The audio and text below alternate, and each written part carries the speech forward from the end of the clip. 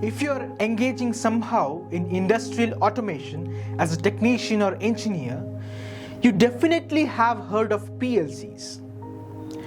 By the end of watching this video, you will get the answer to this question. What is the PLC? Well, PLC is short for Programmable Logic Controller, and it's widely used in various industries such as steel, textile, chemical, automobile, oil and gas, and even robotics, among other industries. In general, we can say a PLC is a compact industrialized computer that has been adapted for the control of equipment and process in an industrial facility from one location. In other words, PLC is the main key behind almost every automated control process. To understand the nature of a PLC and its functions, let's switch to a human body example and then extend it to a PLC. As you know, the most important organ in the human body is the brain. It collects information and data through human body inputs of sight, hearing, smell, taste, and touch. And then it starts processing the data gathered and makes a decision, or we call it logic, on what to do next. Finally, the brain sends the command to the human body, outputs of hands, feet, or voice to accomplish what the human body wants. For example, here in this industrial facility, there is a conveyor that transfers an empty box, and at the end of the conveyor we want the empty box to be moved to a large bin.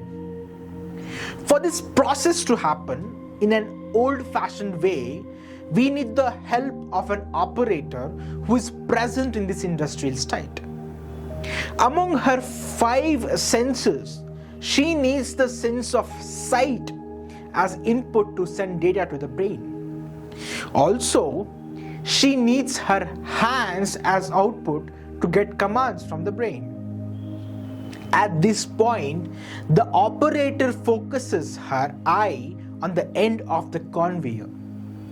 When the box reaches that spot, the operator's eye detects the box and then sends data to the brain.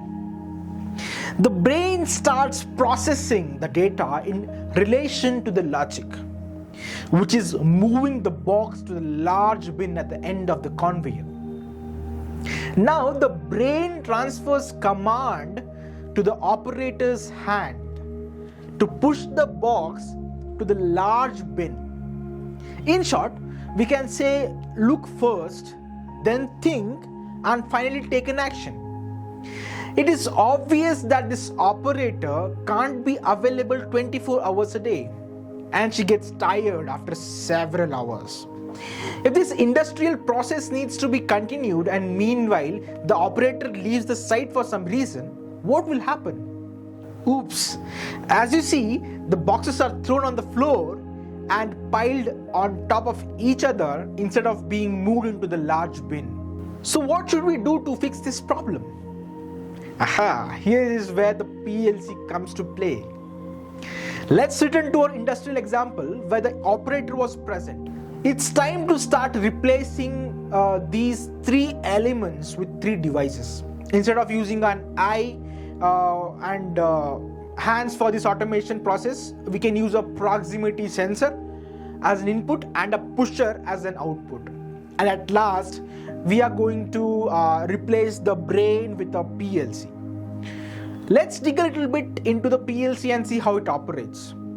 The functions of a simple PLC can be divided into 3 categories: input, central processing unit or CPU, and the output. Before I go further into PLC functions, I should explain one important thing. PLC is a device and not a human, so it can't think itself to make a decision. To solve this issue, we must write a program according to our process requirements, also known as a PLC program, and then download it directly to the CPU of the PLC. The PLC program is stored in a non-volatile memory, so it is not lost in the event of a power failure.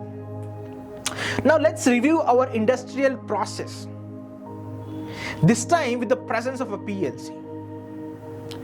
We put the box at the beginning of the conveyor to be transferred. When the box reaches the end of the conveyor, the proximity sensor detects the presence of the box and sends a signal to a PLC input and tells the PLC, "Hey buddy, we have a situation down there.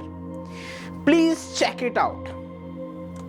Then the CPU executes the PLC program based on the data received from the PLC input and makes the final decision.